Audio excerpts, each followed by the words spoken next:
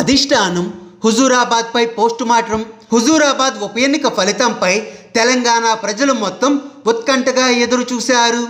ఈ ఎన్నికల్లో sitting MLA, party మారిన మాజీ మంత్రి ఈటెల రాజేందర్ మరోసారి విజయాన్ని తన ఖాతాలో వేసుకున్నారు. అయితే అధికార టీఆర్ఎస్ పార్టీకి బీజేపీకి మధ్య హోరాహోరీగా జరిగిన పోరులో ఈటెల రాజేందర్కు భారీ మెజారిటీయే దక్కింది.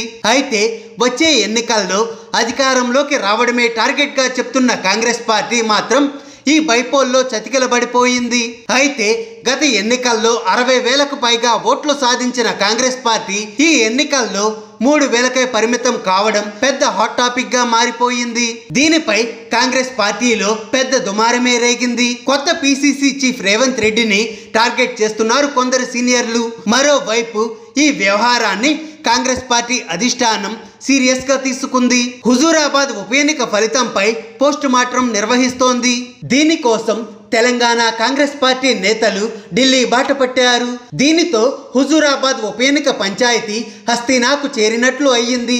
ఈ ఎన్నికల్లో ఓటమిపై సమీక్ష చేయడానికి ఎన్నికల బాధ్యతలు తీసుకొని పనిచేసిన వారిని ఢిల్లీకి రావాలి అని హైకమాండ్ ఆదేశించింది. Party chief Revanth Reddy, CLP నేత బట్టి విక్రమార్క, ప్రచార committee chairman Madhu Yaskhi, AICC కార్యదర్శులు ఉత్తమ్ కుమార్ రెడ్డి, పొన్నం ప్రభాకర్, వి హనుమంతరావుకు పిలుపు వచ్చింది. దీంతో నేతలందరూ ఢిల్లీకి పయనం అయ్యారు. రాహుల్ గాంధీతో పాటు ఇతర నేతలతో సమావేశం కానున్నారు. హుజూరాబాద్ ఎన్నికల్లో ఎవరెవరు ఏం చేశారు, పార్టీకి నష్టం కలిగించిన అంశాలు ఏంటి, ఇలా అన్ని అంశాల నివేదికలతో రావాలి అని అధిష్టానం సూచించింది.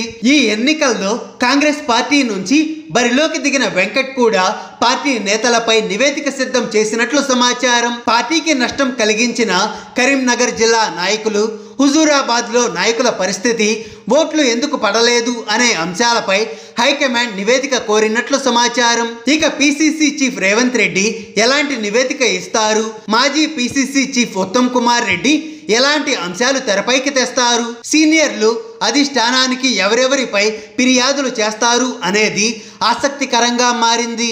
హాయ్ ఫ్రెండ్స్, మా టుడే టుమారో యూట్యూబ్ ఛానల్ చూస్తున్నందుకు చాలా థ్యాంక్స్. మరిన్ని లేటెస్ట్ వీడియోస్ కోసం వెంటనే సబ్స్క్రైబ్ చేయండి. అలాగే ఈ బెల్ ని కూడా రింగ్ చేసేయండి. మా నోటిఫికేషన్స్ అన్ని మీ మొబైల్లో వస్తాయి. అలాగే మా వీడియోస్ మీకు నచ్చితే లైక్ చేయండి, షేర్ చేయండి, నచ్చకపోతే కామెంట్ చేయండి.